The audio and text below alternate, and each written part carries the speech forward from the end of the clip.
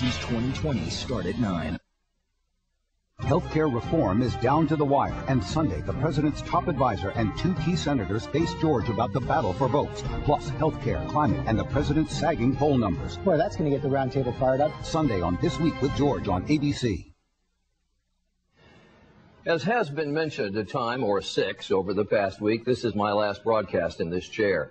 And it's hard to walk away from what I honestly think is the best job in the world. But my parents taught me you should understay, not overstay, your welcome. And there is so much to do. In the years I have left, I don't want to miss any of it. It has been a privilege and an honor to be here working with reporters, producers, and staff for whom I have unbounded respect. This is for them, as it has been for me, as it was for Frank Reynolds, as it was for Peter Jennings, a labor of love. I thank you for investing trust in us each evening, trust that we will give you as objective and honest a look at the day's news as we possibly can. Objectivity is not universally in favor in our business these days, but it is critically important. It is what we strive for each night. It is my hope that is what you have looked for, and that is what you have found when you come to ABC's World News.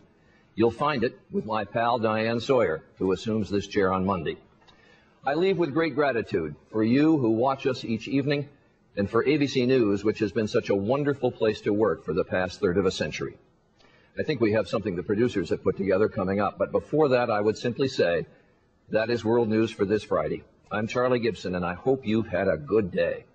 I've had so many good days here. For all of us at ABC News, have a great weekend and a joyous holiday season. Laura and I wish you and Arlene all the very best as you head into retirement. I think you'll find it's not all that bad. You always told the story just as you saw it. So thank you for all you've given to us, for your dedication to your profession, and for shooting straight with the American people. Thanks, I think, for asking the tough questions and telling us what we needed to know day in and day out. Charlie, it will not be the same for the Bushes, having you in our living room, bedroom, wherever, all the time.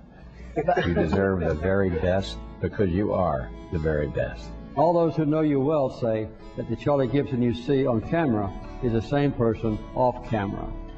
That's quite a tribute.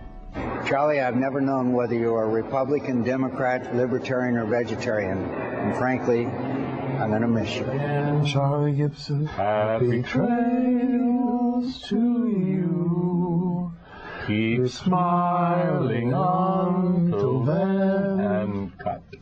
Charles is a man who every night delivers news of even the most tragic events in a way that makes me feel secure. And Charlie wears a beer helmet. Fantastic, wonderful career, great achievements. All the best for the future. I expect to see a lot more of you in the club. Yes, ma'am, as always. News anchors and those who make a difference in our lives never retire. They just take a long commercial break.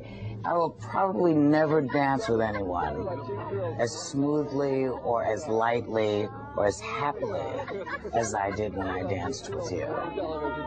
Charlie, thank you for taking on the morning so wonderfully way back when. Charley Gibson joins us to continue our daily adventure. His dad came to watch that first show, and I asked him what Charlie was like as a child.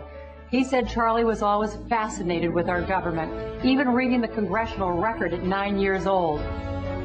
Charlie, I don't know how to say farewell to you, so I won't. I simply wish you much joy, much happiness, and I send you my love. You know, if you get a little bored, just give me a call. Maybe you want a couple of cooking lessons. We love you, Charlie. Cheers.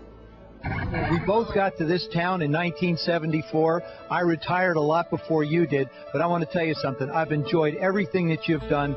It's been great knowing you. Charley Gibson is retiring. Why can't I retire? Thank you for being such a huge fan of my teammates and myself. Charlie, this is Jeff Williams, commander of the International Space Station, flying 220 miles overhead. I understand you're looking for work these days. We could use a good plumber up here if you're interested. The hours aren't bad, and the view is pretty good as well. And I want to congratulate you on 20 years with Good Morning America, ABC News, and everything you've done, not just for the people world, but for the animal world. Believe me, Charlie, there are not many newsmen, not to mention television journalists, who read novels. You are going to be missed. Hi, Charlie. 3.5 years ago, you interviewed me for 3.5 minutes, and it changed everything for me. Now I got to figure out what to do when nighttime rolls around and you aren't there. After over 40 years in television, your absence will leave a gaping hole in our business. You really have been a great guy and a great competitor night after night. Charley Gibson is going to retire. No, he is not. Say it ain't so, Charlie. You can't retire. Charlie, we this love is you. all apart without you. But you know, this is crazy time. So long and good luck, Charlie.